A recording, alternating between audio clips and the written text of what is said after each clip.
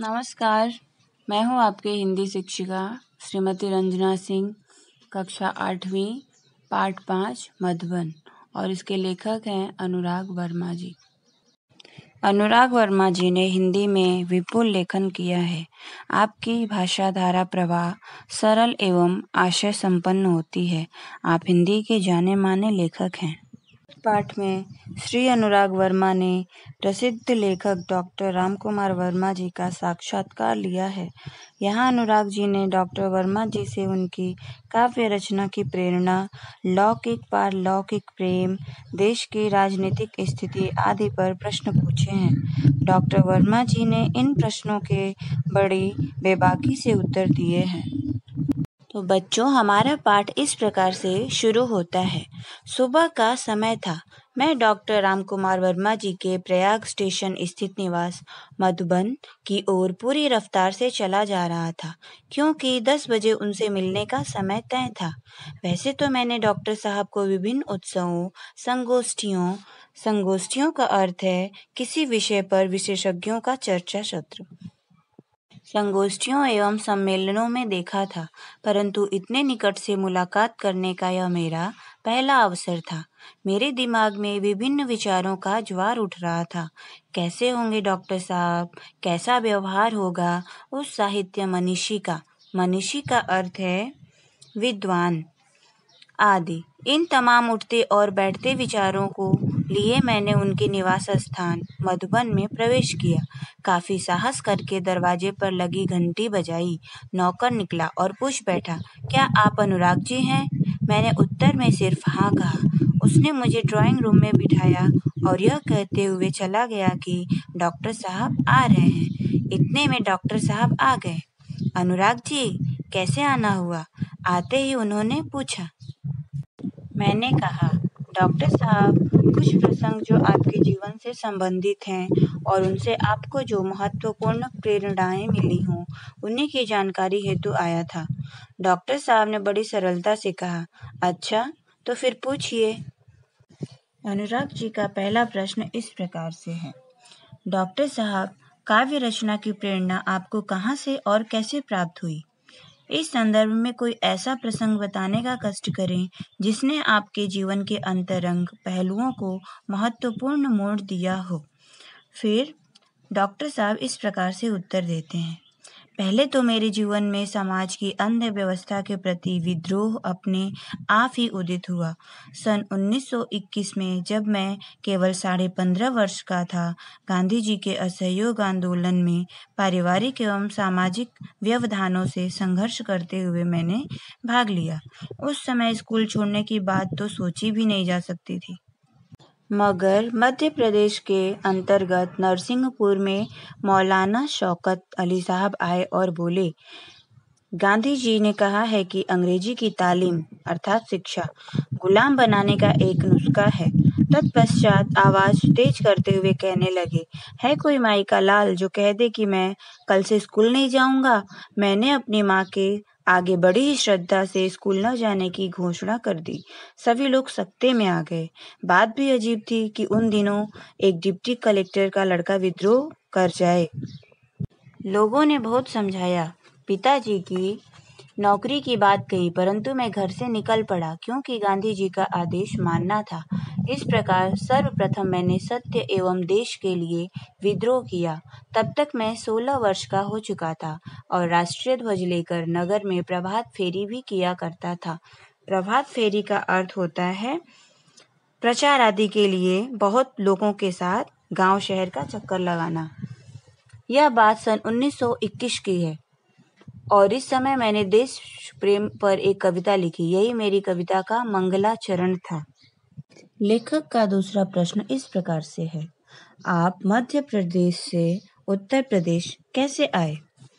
उत्तर, हिंदी प्रेम ने मुझे मध्य प्रदेश से उत्तर प्रदेश आने को प्रेरित किया, क्योंकि उन दिनों नागपुर विश्वविद्यालय में हिंदी नहीं थी।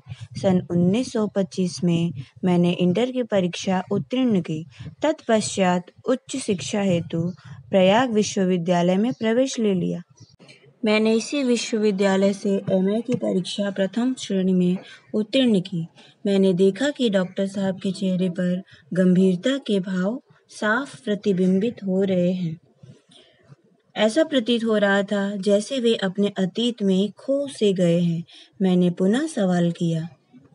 अनुराग जी तीसरा प्रश्न इस प्रकार से पूछते हैं, डॉक्टर साहब, प्रायः ऐसा देखा गया है कि कवियों एवं लेखकों के जीवन में उनका लौकिक प्रेम पारलौकिक प्रेम में बदल गया।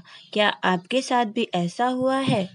बच्चों, लौकिक का अर्थ होता है सांसारिक, पारलौकिक का अर्थ होता है देवनगरी, परलोक, अपार्थिव, असाधारण।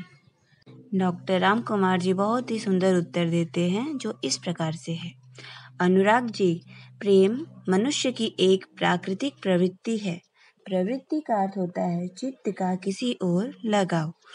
सन 1926 में मेरा विवाह हो गया और मैं गृहस्थ जीवन में आ गया। अब मुझे सात्विकता एवं नैतिकता से प्रेम हो गया।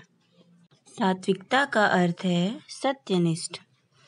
मैंने इसी समय यानी सन 1930 में कबीर का रहस्यवाद लिखा।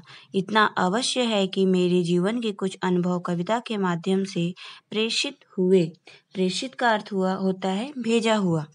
मुझे बचपन से ही अभिनय का शौक था और प्रायः उत्सवों के अवसर पर नाटकों में भाग भी लिया करता था। मैंने बात आगे बढ़ाई और पूछा।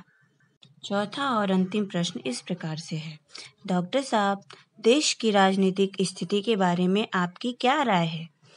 तो इस प्रकार से उत्तर देते हैं, मैं राजनीति से हमेशा दूर रहा क्योंकि आज की राजनीति में स्थिरता का अभाव है।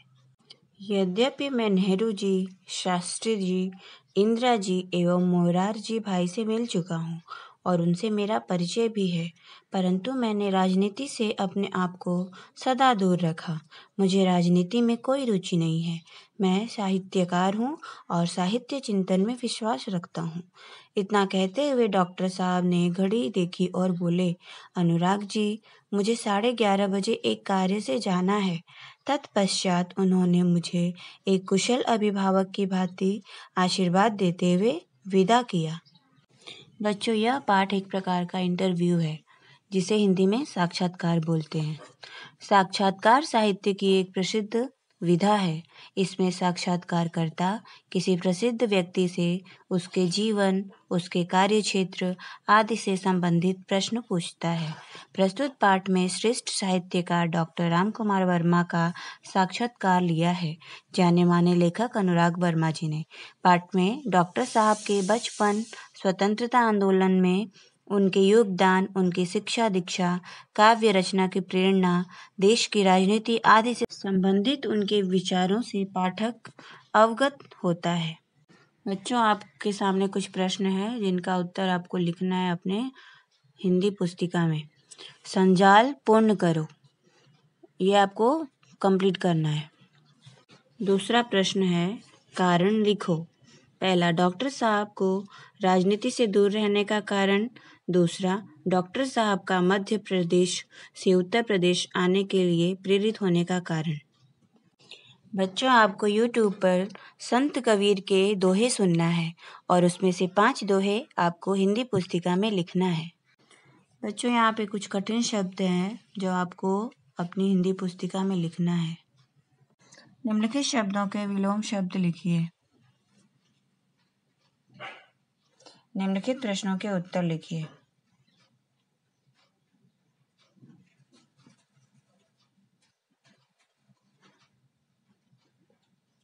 निम्नलिखित शब्दों के वचन बदलकर लिखिए। धन्यवाद।